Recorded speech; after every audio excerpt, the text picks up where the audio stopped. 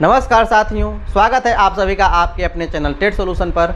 दोस्तों, जैसा कि आप जानते हैं कि एनसीएल के लिए लेटर जारी किया गया था कि एनसीएल आपको कैसे बनवाना है और यदि वो विवाहित महिलाएं हों तो उनका एनसीएल आपको कैसे बनवाना है। लेकिन ईडब्ल्यूएस का कोई भी लेटर आपको जारी नहीं किया गया है। उसी के बारे में हम लोग बात करने वाले हैं कि ईडब्ल्यूएस के लिए भी आपको लेटर जारी हो चुका है। और जैसा कि आप देख सकते हैं कि 26/6/2023 यहाँ पर आपको दैनिक भास्कर का ये न्यूज़ है, ठीक है ना, महिलाओं से रिलेटेड आरक्षण को मिलने के बारे में ये सभी के सभी आपको न्यूज़ है कि ईडब्ल्यूएस का आपको लाभ कैसे मिलेगा और कैसे बनवाना है आपका ईडब्ल्यूएस, ठीक है ना। एनसीएल तो आपको पहले से ही बन चुका है। ईडब्ल्यूएस और जाति आय निवास कहाँ से बनेगा, पिता के पति से बनेगा या फिर आपको कहाँ से बनेगा, कैसे आपको मिलने वाला है। एक बात तो आप जान लीजिए कि जो भी आपको महिलाएं हैं, कहने का अर्थ है कि अदर स्टेट और उनका आपको शादी हो गया है बिहार में, तो उनको आपको उस प्रकार का कोई भी आरक्षण का लाभ नहीं मिलने वाला है। जो भी आपको आरक्षण का लाभ उनको मिलेगा वही महिलाओं के आधार पर, जैसे कि महिला और पुरुष 50-50% है, उसी में आपको मौका मिलेगा। लेकिन यदि कोई कहा जाए कि ईडब्ल्यूएस एनसीएल का उन्हें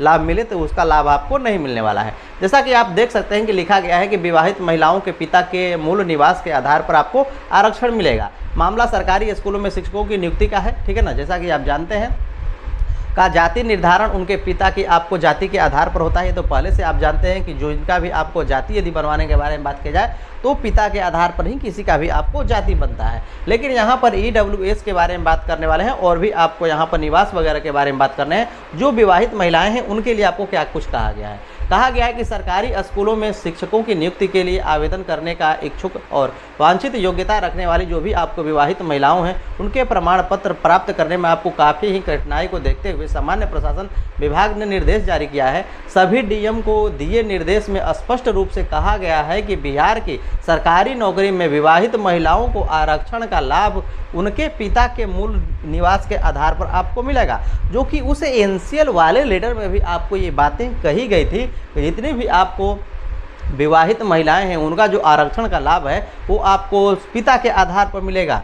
सभी महिलाओं के बारे में बात किया था, लेकिन वहाँ पर यदि अधिकारी के नाम के बारे में बात किया जाए तो सिर्फ आपको एनसीएल ही आपको उसमें लिखा गया था। इसलिए काफ़ी लोग आपको कन्फ्यूज थे कि क्या कुछ होने वाला है और कौन कौन इसमें शामिल होने वाला है और कैसे हम शामिल हो सकते हैं। तो इस सब मूल मुद्दा इसका यही है कि आप भी उस समय से आप शामिल हैं और किस प्रकार से आपको बनवाना है उसी प्रकार से आपको बनवाना है। जैसे एनसीएल बनवाना है पिता के पते से, वहाँ पर आपको डीएम के लिए निर्देश लिखा गया था और डीएम को वहाँ पर सभी जो जिला के डीएम हैं उनके लिए लेटर लिखा गया था कि जो भी आपको यहाँ पर दिक्कतें हो रही हैं उसे दूर किया जाए, ठीक है ना।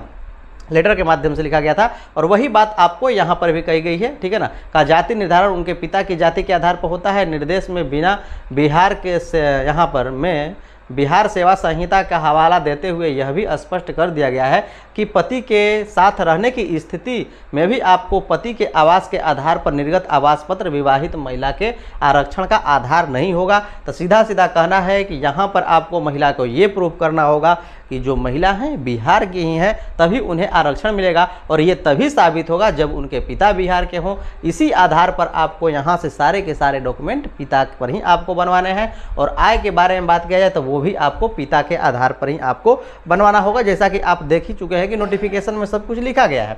चूँकि आरक्षण की सुविधा बिहार के मूल निवासी को ही दे है, इसलिए आरक्षण का निर्धारण विवाहित महिला सहित अभ्यर्थी के पिता के मूल निवास के आधार पर ही किया जाएगा। और ये लेटर आपको, ये तो आपको अखबार की न्यूज़ है, जो आपको ऑफिशियल लेटर है वो मेरे पास अभी नहीं उपलब्ध है। तो ये लेटर आपको जारी किया गया है, ठीक है। तो अब आपको ये कन्फ्यूजन नहीं होनी चाहिए कि कहाँ से आपको होना है, ठीक है ना, और कैसे आपको होना है। आसानी से आपका बनेगा। बहुत सारे लोगों का कमेंट बार बार आता कि नहीं बन रहा है, नहीं बन रहा है, नहीं बनाया जा रहा है। तो ये आपको बनने वाला है। आप अपने डीएम से मिलिए, नहीं बन रहा है तो निश्चित रूप से आपका बनेगा। और दोस्तों, जैसा कि आप जानते हैं कि कोर्ट केस भी आपको हुआ है और इसकी सुनवाई भी आपको चल रही है और काफ़ी ही महत्वपूर्ण सुनवाई होने वाला है, ठीक है ना, 4 जुलाई का। वही आपको निर्णय करेगा कि ये बहाली कहाँ तक जाती है और कहाँ तक आपको अटकने वाली है, ठीक है ना। तो अटक भी सकती है, जा भी सकती है, लेकिन आपको अपने प्रिपरेशन पर खासा ध्यान रखना है, क्योंकि कोर्ट केस है, कुछ भी हो सकता है। लेकिन आप यदि वो खारिज करेगा तो आपका तो प्रिपरेशन ही आपको काम आएगा ना एग्जाम में, ठीक है। तो आपको अपना प्रिपरेशन करना है, वो तो आपको कोई हानि करेगा नहीं। तो आपको अपने प्रिपरेशन में लगे रहना है, बाकी तो सब ठीक ही ठाक है। दोस्तों, मैं आशा करता हूं कि आज का सेशन आप लोगों को काफ़ी बेहतर लगा होगा। यदि बेहतर लगा होगा तो लाइक से सब्सक्राइब करना नहीं भूलिएगा, जरूर कर दीजिएगा। चलिए मिलते हैं इस तरह की नेक्स्ट इंटरेस्टिंग सेशन में। आज के लिए इतना ही। देखने के लिए धन्यवाद।